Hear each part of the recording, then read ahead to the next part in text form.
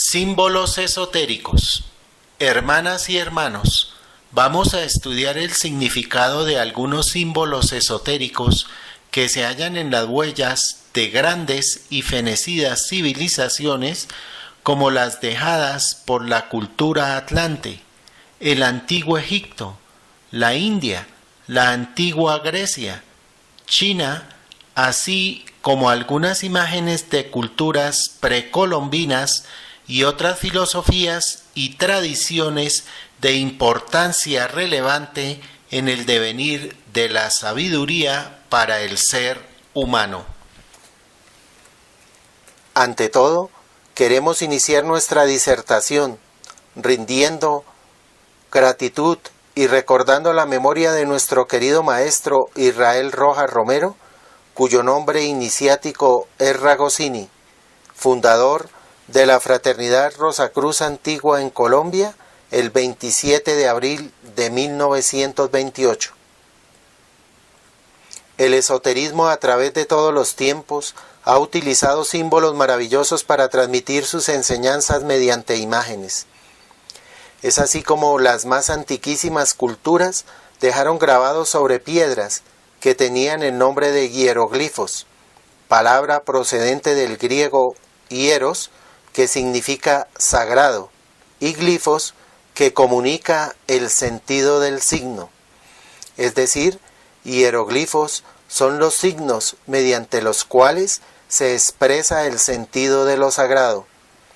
Más tarde, esta palabra degeneró en jeroglifo.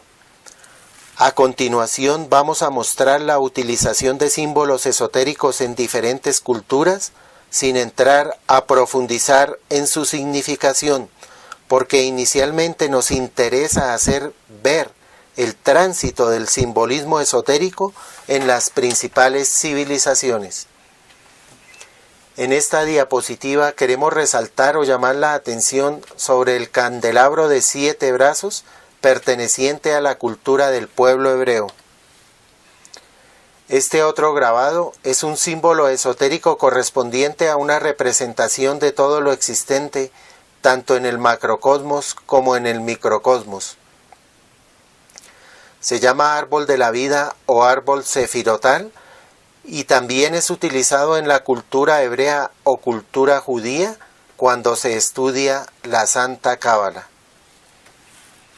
En esta imagen de la Iglesia Ortodoxa nos llama la atención el báculo que en la mano izquierda está portando el sacerdote. Este báculo de color dorado, en su cúspide tiene 2 serpientes, la una mirando hacia la otra. Sobre las 2 serpientes una esfera o globo y sobre ella una cruz. Esta figura correspondiente al esoterismo chino muestra el dragón. Otras imágenes del dragón en una revista publicada por la Fraternidad Rosacruz en el año de 1974.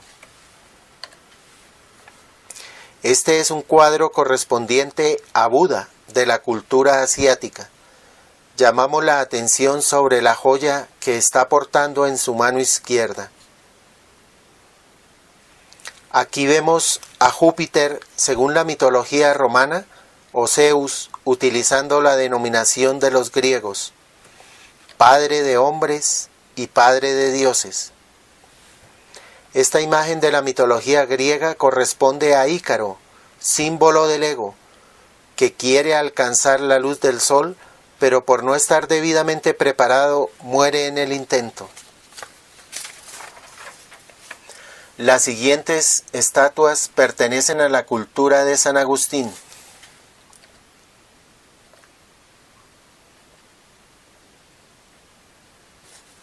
Esta imagen corresponde a Tutankamón, uno de los más célebres faraones egipcios.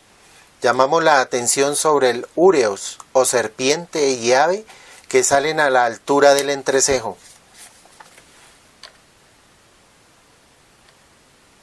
Igualmente la esfinge de origen egipcio. Las siguientes imágenes corresponden a la civilización náhuatl, que comprende principalmente las culturas maya, olmeca, tolteca y tuleca.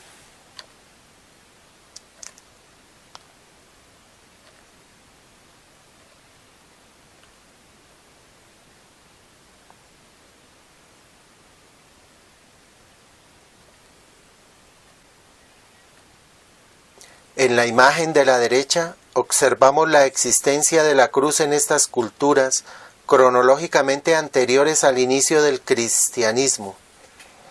Deseamos llamar su atención sobre las dos serpientes bajo la línea horizontal de la cruz, así como los dos triángulos entrelazados a la altura del cinto del personaje, uno con el vértice hacia arriba y otro con el vértice hacia abajo.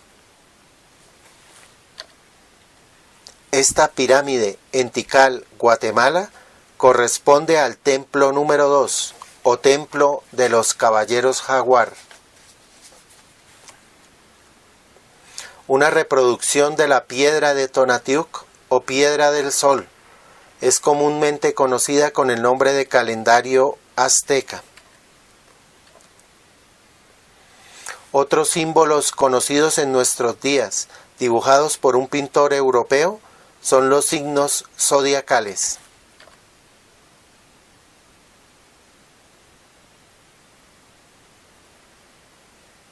Vemos el signo zodiacal de Tauro, Acuario, Virgo y Escorpión.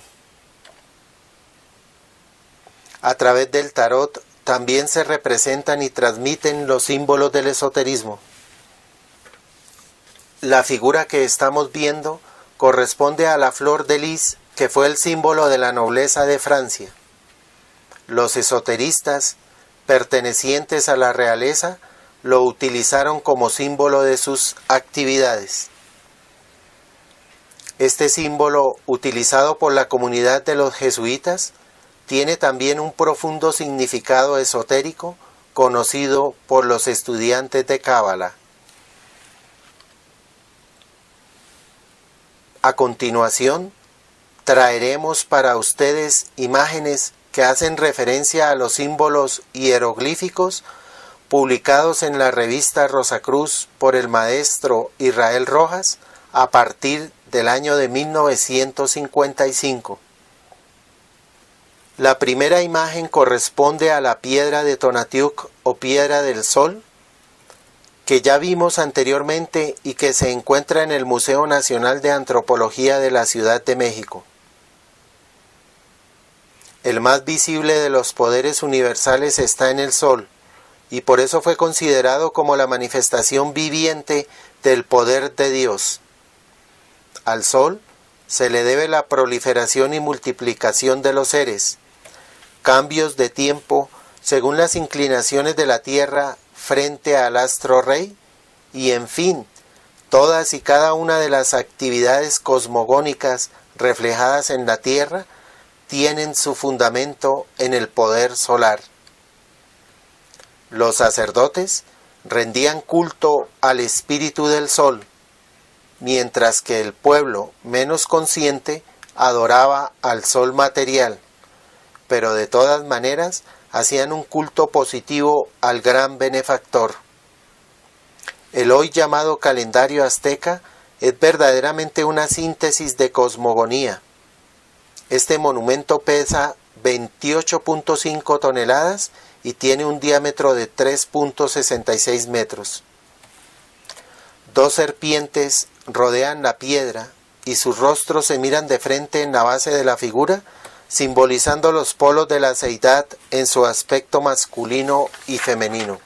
En la circunferencia siguiente, 8 triángulos representan la dualidad masculino-femenina de los 4 elementos de la naturaleza, los cuales están objetivados en los cuadrángulos que rodean exactamente la cara del sol, conocido con el nombre de Tonatiuh.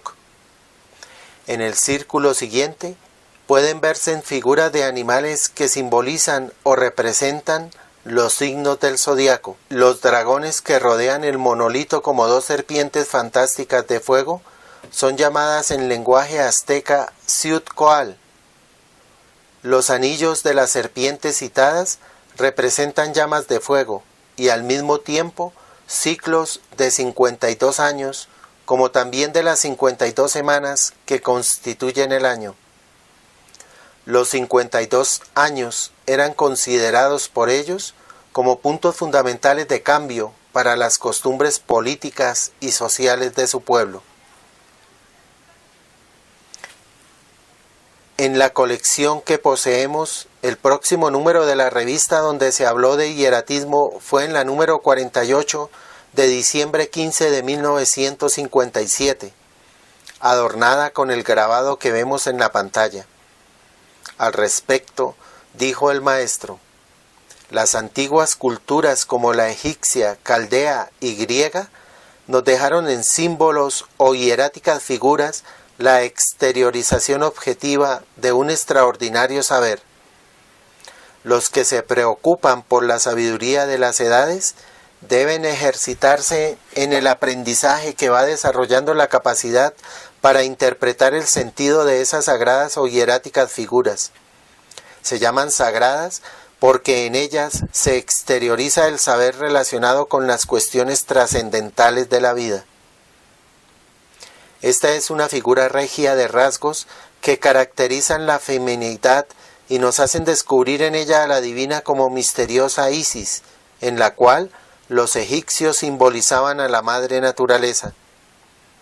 Esta figura lleva como adorno de su cabeza una preciosa ala de ave con 4 órdenes progresivos de plumas, desde las más pequeñas o mínimas hasta las más largas o extensas que constituyen su periferia. Esas 4 órdenes indican exactamente los 4 estados de la materia: sólidos, líquidos, gaseosos e ígneos. Su estructura alada nos indica la movilidad de los mismos. En el tope de los huesos parietales, en unión con el occipital, vemos simbólicamente un sol con su plena acción fojática. Bajo él, y canalizando la energía en dirección a la médula, vemos bien alegorizada la llamada boca de Dios por la escuela Rosacruz martinista, como cualquiera puede ver leyendo el libro Tratado Elemental de Ciencia Oculta, escrito por Papus. También algunas escuelas yoguísticas llaman a este punto magnético del cuerpo humano boca de Dios, que, como podemos ver, estaba perfectamente delineada y conocida por los esoteristas egipcios. De este punto hacia abajo se descubren 4 series de escalas horizontales haciendo referencia a los mismos elementos de la naturaleza o estados de la misma, pero mostrando que cada uno de ellos contiene en sí a todos los demás grados o modos del poder vibratorio de la naturaleza.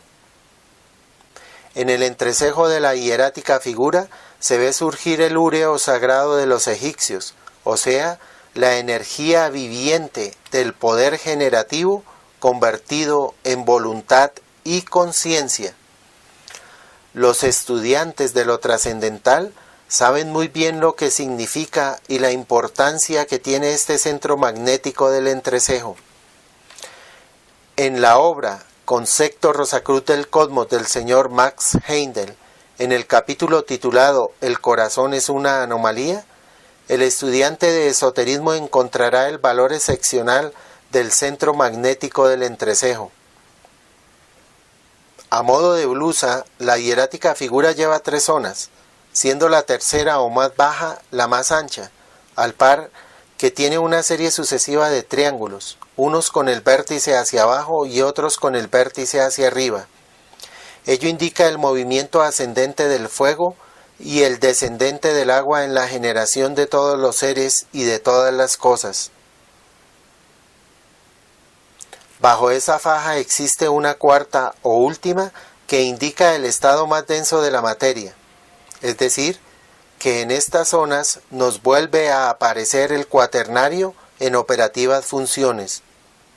El círculo que encierra la figura nos indica el límite periferial de un logos. en la revista número 66 de diciembre de 1965, el maestro se refirió a la cultura náhuatl de este modo. La cultura náhuatl es sin duda la más arcaica, la más antigua de todas las que han dejado huellas ostensibles para que los arqueólogos, antropólogos, etnólogos y sobre todo los esoteristas puedan derivar en su objetividad la sabiduría que los atlantes dejaron en maravillosas pirámides, templos y monolitos, donde se puede leer en 3 lenguajes la gran sabiduría de la fenecida Atlántida: el lenguaje hierático, el lenguaje ideográfico y el lenguaje jeroglífico.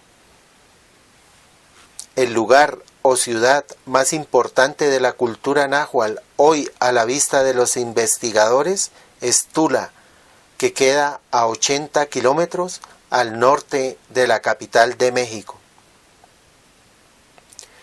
Una maravillosa estatua llamada El Coloso, existente hoy en el Museo Antropológico de la ciudad mexicana, contiene estampados en relieve los principales centros magnéticos que vinculan al hombre con el cosmos y al cosmos con el hombre.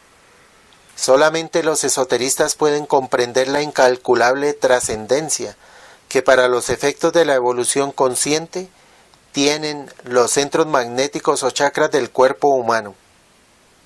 En el gigantesco coloso de unos 5 metros de altura, vemos especialmente grabados en relieve los centros magnéticos de los pies, por los cuales penetra en el hombre la energía vital magnética del planeta Tierra. Luego esta energía hace eclosión en el plexo sagrado del cuerpo humano, centro que no ha perdido su valor ni siquiera para los trasuntos de la anatomía descriptiva, porque es el punto donde las energías del logos se concretan en semilla para hacer posible la generación de los seres y por sublimación la regeneración de los mismos. Los esoteristas rosacruces, templarios, cabalistas, teosofistas y esoteristas en general son los llamados a comprender exactamente la grandeza de la cultura náhuatl. En el sur de la República de México, en la península de Yucatán, encontramos 2 maravillosos castillos donde se hallan glifos y criptografías de valor incalculable, pues la tabla de la Esmeralda está allí estampada a la perfección, siendo esta criptografía el más importante grabado de la pirámide de Chichén Itzá, mucho mejor, con mayor precisión de detalles que los conocidos en la literatura traducida de la bien conocida tabla de la Esmeralda.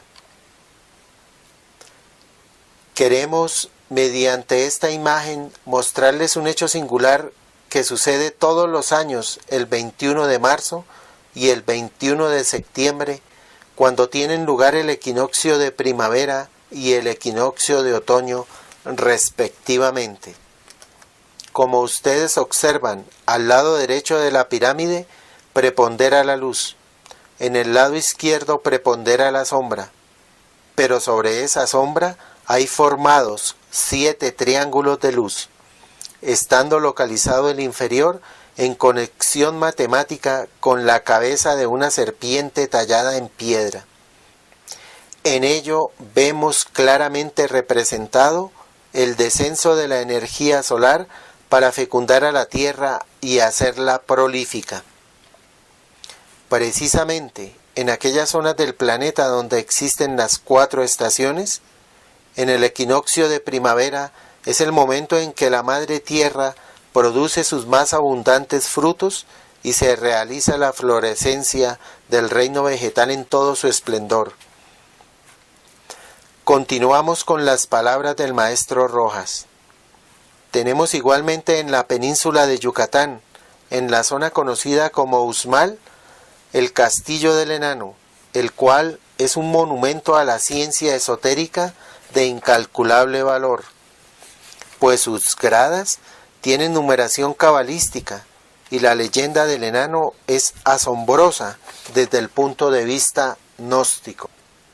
En Uxmal También tenemos el can bicéfalo, estando el rostro o cara del aspecto femenino mirando hacia el sur y el del masculino al norte. En este andrógino, el poder masculino y el femenino se derivan del centro magnético llamado plexo solar. El llamado cuadrángulo de las monjas por la opinión popular es en realidad el templo de las vírgenes vestales, las cuales eran conservadas en su integral pureza para la inspiración de los sacerdotes, quienes rendían culto a Akin, el sol, y a Kukulcán, la serpiente emplumada, enseñando la poderosa dualidad de la energía cósmica que desciende del sol a la tierra, involucrándose en ella como el divino fuego serpentino, conocido en el oriente con el nombre del Kundalini, palabra derivada del maya Kukulcán. Al sur del templo de las vírgenes se llevaba a cabo el llamado juego de la pelota según la opinión común, pero que no era tal juego, sino un ritual de orden esotérico, por medio del cual las dos castas, los caballeros águila y los caballeros jaguar, demostraban objetivamente la lucha permanente que hay en nosotros, entre las fuerzas de orden espiritual y las de orden mundano. El ritual se verificaba con una esfera en la cual estaba grabada la figura de la serpiente emplumada. Los caballeros águila se colocaban al sur del patio y luchaban por insertar la esfera o bola en el anillo o cavidad norte, mientras que los caballeros jaguar, ubicados al norte del patio, luchaban por insertar la esfera en la cavidad sur. En este hermoso ritual se demostraba objetivamente la lucha interior de todos los seres por espiritualizarse o por materializarse, según la polaridad de sus peculiares intereses. A medida que los estudiantes de lo trascendental vayan penetrando el verdadero sentido de los glifos de las culturas tolteca, tuleca y maya, se comprenderá todo el misterio que ocultan aquellos maravillosos grabados dejados por la gran cultura atlante, hoy en tierras mexicanas, guatemaltecas, de Honduras y de Belice. En Petén, que en lenguaje maya quiere decir selva norte de Guatemala, especialmente en Tikal, se encuentran maravillosas pirámides rodeadas de glifos, los que ilustran el sentido oculto del valor trascendente de la vida cósmica operando en la naturaleza humana. En Tikal hallamos el maravilloso Baphomet, que es el glifo en el cual está contenida toda la sabiduría radical de los caballeros templarios. En paralelo al Baphomet, el Yod y el He se encuentran indicando el dinamismo de cada sefira, observándose así la polaridad permanente de lo irradiante y lo absorbente de la naturaleza. Maravilloso todo aquello, y por eso invitamos a todos los aspirantes a la vida espiritual a visitar aquellos monumentos del oculto saber. La cultura náhuatl no rindió admiración a guerreros, a dioses, a sacerdotes ni a reyes. Únicamente rindió culto en sus monumentos a las fuerzas cósmicas operantes de la naturaleza. Por ello, resulta absolutamente puro el esoterismo como en ningún otro lugar. La cultura náhuatl es la raíz del gigantesco árbol de la sabiduría, cuyos frutos un tanto disminuidos en grandeza se pueden contemplar en Egipto, India, Mesopotamia y Grecia. Más sabiduría se logra visitando las huellas de las culturas maya, tolteca y tuleca que viajando al Egipto, porque este último es una derivación de la cultura náhuatl. Tan sabios eran los náhuatl que sabían y solían dialogar en la intimidad de su propio corazón. En la entrega número 68 de noviembre de 1966, el maestro adornó la carátula de la revista con el hieroglifo que vemos y comentó al respecto. Esta es la figura hierática de los brahmanes, la que simboliza las fuerzas cósmicas de la naturaleza del hombre. Esta religión es enteramente gnóstica. El círculo que bordea la figura simboliza el movimiento eterno en el círculo indefinido e infinito de la eternidad. Los triángulos, unos ascendentes y otros descendentes, dentro del círculo, representan la acción operativa de lo ígneo y de lo húmedo de la naturaleza, prodigiosa dualidad que hace posible la objetivación o manifestación de seres y cosas. El bastón de 7 nudos representa el número del logos en sus actuaciones operativas dentro de la naturaleza del ser humano. Estos 7 nudos científicamente se pueden estudiar en el libro Los Chakras del señor C. W. Leadbeater. La serpiente ondeante, estampada sobre el bastón, representa el fuego viviente y filosofal de los Rosacruces, el Kundalini de los indos, el Kukulcán de los mayas y, en fin, el poder secreto de los gnósticos, fundamento y base de todo desarrollo psíquico, intelectual, moral y conscientivo. Este pantaclo contiene en sintética figura la sabiduría por excelencia. Los buenos estudiantes del esoterismo tradicional de hecho comprenden su magnitud y su grandeza. En agosto de 1967 se publicó la revista número 70. En su portada y editorial, el iniciado Ragosini habló sobre la ley de la dualidad. La dualidad es la ley de la naturaleza y por tal razón es ley en el sentido exacto del término. El contraste es el aspecto objetivo y subjetivo que nos permite comprender las cosas.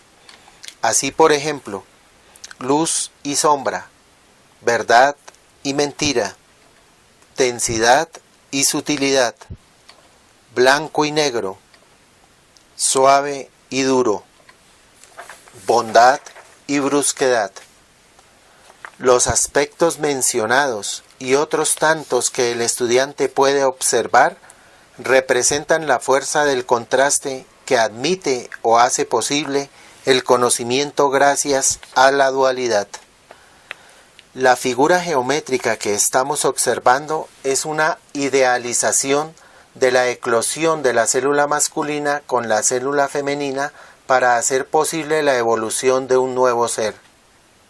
El artista supo interpretar el sentido profundo, demostrando geométricamente que cada una de las dos células que integran la base y fundamento de un nuevo ser son como dos soles llenos de radiación, de fuerza y de poder.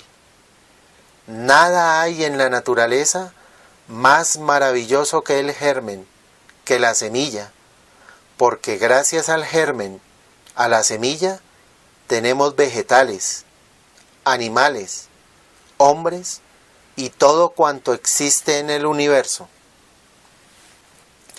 La semilla del ser humano está compuesta de dos aspectos, o sea, de lo dual, del zoospermo y del óvulo. Esas dos células, en su principio, son tan insignificantes en su volumen que el ojo humano común no puede verlas. El microscopio permite ver la tremenda vitalidad de esos dos soles del humano microcosmos, los cuales al conjugarse son base y fundamento del ser humano. Esta es la más grande maravilla de la naturaleza. En diciembre de 1972, en la revista número 91, el maestro se refirió al Yan Yin.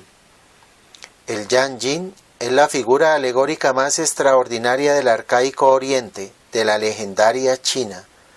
Yan es la representación o encarnación figurada del aspecto masculino o irradiante de la naturaleza, y el Yin es su contraparte, o sea, el aspecto femenino de la misma.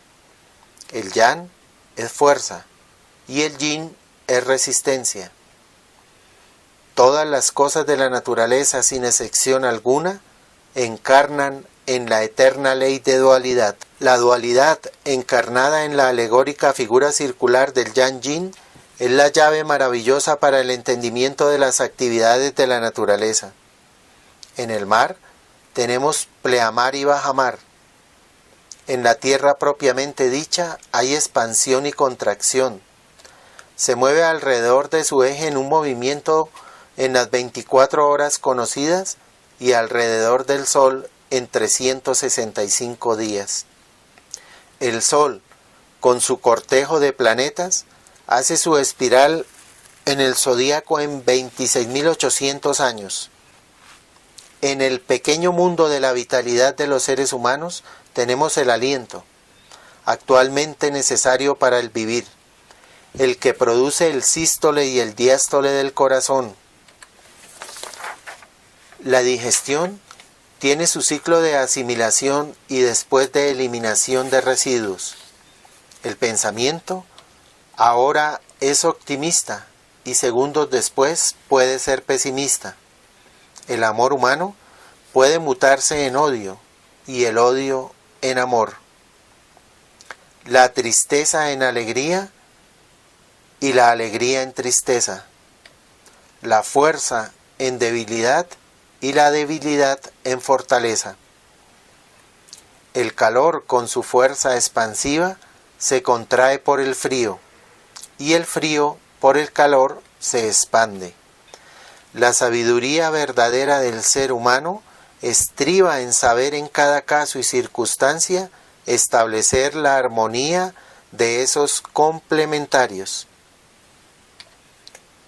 El magnetismo del Sol perpendicular o Yang penetra en el yin horizontal del magnetismo terrestre y así se produce el movimiento vital que anima a los estambres y los pistilos en el mundo vegetal, los zoospermos y los óvulos en el mundo animal, y así tenemos el milagro de la vida actuante en evolución progresiva y creciente, produciendo y modelando vegetales, animales, hombres, superhombres, maestros y adeptos.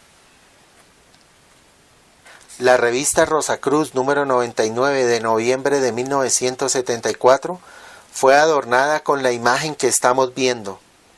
El dragón es la alegórica representación del movimiento del alma del mundo en sus tres vivientes aspectos, como el movimiento cósmico, el movimiento vital en los seres en los cuales alienta la vida y la armonía de los complementarios en la oscilación pendular de izquierda a derecha y de derecha a izquierda, y en lo cósmico de lo sutil a lo formal y de lo formal a lo sutil.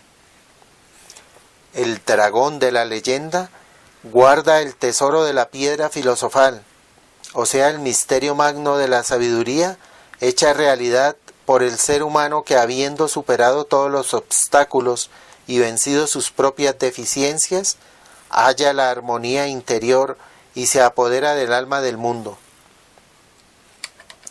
Este dragón vomita fuego y mueve su cola con violencia de izquierda a derecha y de derecha a izquierda.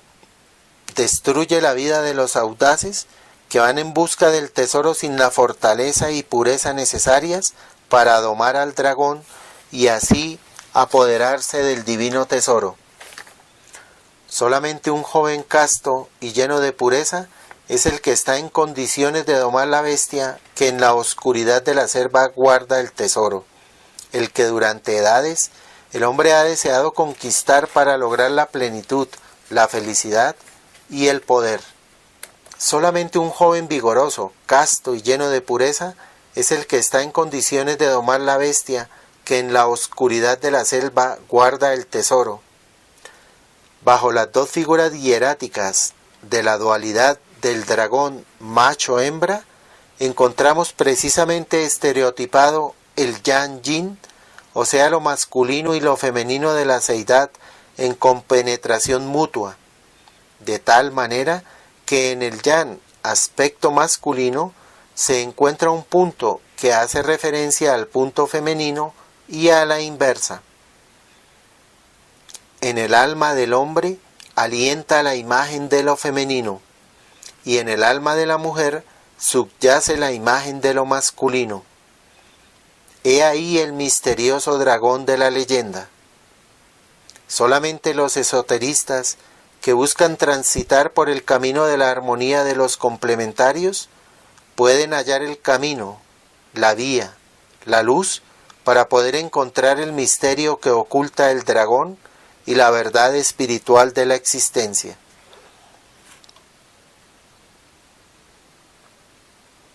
En octubre de 1975, en la revista número 103, el maestro se refirió a la exalfa.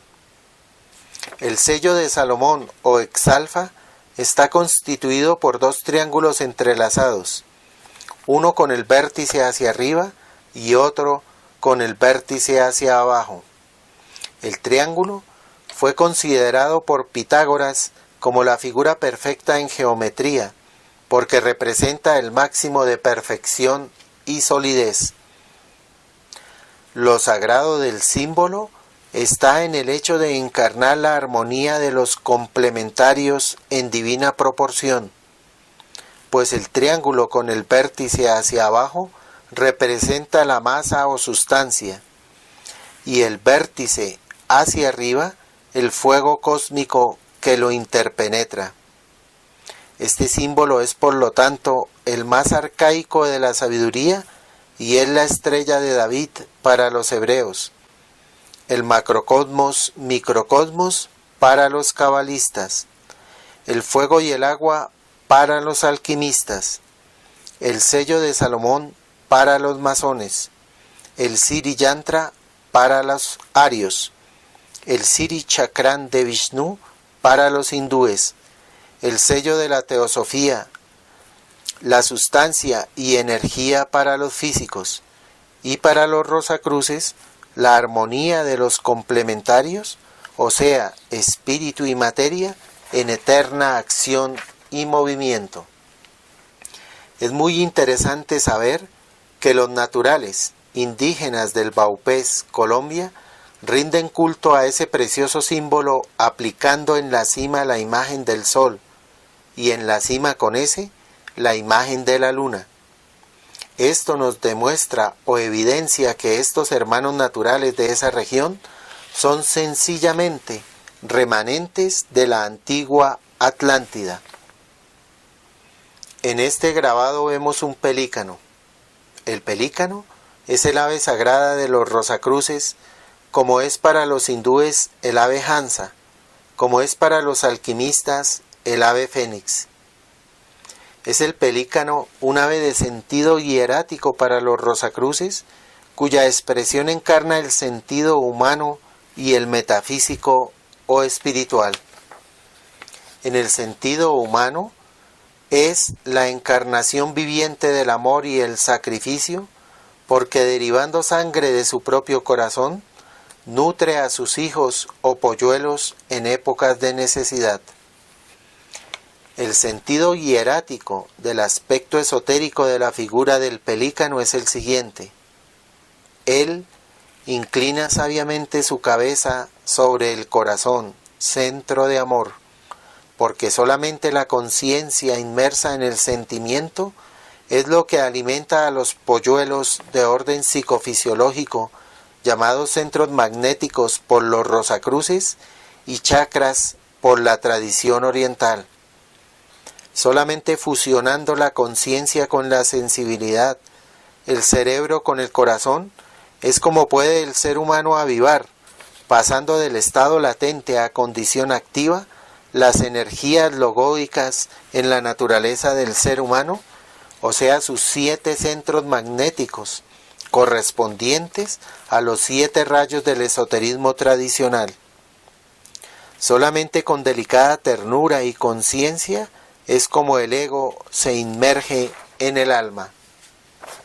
En esta estampilla proveniente de Suiza vemos otra manera de representar la exalfa o estrella de 6 puntas para mostrar la armonía entre la sensibilidad y la conciencia. Vemos la conciencia dirigida hacia la sensibilidad para alimentar a los polluelos, que representan el aspecto ternario del ser humano, englobados en una sola unidad simbolizada por el círculo, formando así el conjunto, la triunidad que es el hombre, cuerpo, alma y espíritu, tres aspectos distintos de una sola unidad. Las alas se dirigen hacia los espacios para alcanzar más elevados estados de conciencia en las alturas sutiles del espíritu. Vemos también la serpiente, símbolo de la energía generadora y de la divina luz astral o alma del mundo, sirviendo de base o fundamento sobre la cual se eleva la conciencia. En el siguiente cuadro vemos las famosas pirámides de Egipto. Todas ellas tienen una base cuadrada, o sea, un cuaternario. Y sobre cada lado del cuaternario hay un triángulo o ternario. Es decir, se está expresando la idea del ternario sobre el cuaternario. El ternario con el vértice hacia arriba simboliza el fuego, simboliza el espíritu. Y el cuaternario representa la forma, la materia. Vemos así que todo el conjunto de la pirámide significa el espíritu energizando la materia. Los cuatro ternarios confluyen en un solo punto matemático, en un punto central, un punto del cual se originan todas las cosas.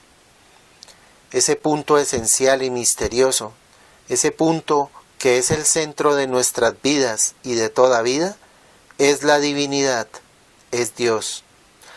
Por eso podemos decir que las pirámides son el símbolo del fuego cósmico que va desde lo más sutil a la materia más densa.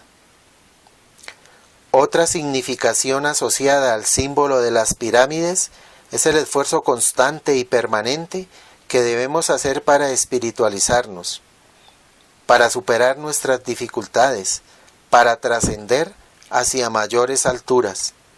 Es un ascenso progresivo e infinito, escalón por escalón, para obtener cada vez mayores realizaciones del espíritu y poder ayudar a nuestros hermanos en la evolución. Esta estampa corresponde al reverso de un billete de $1.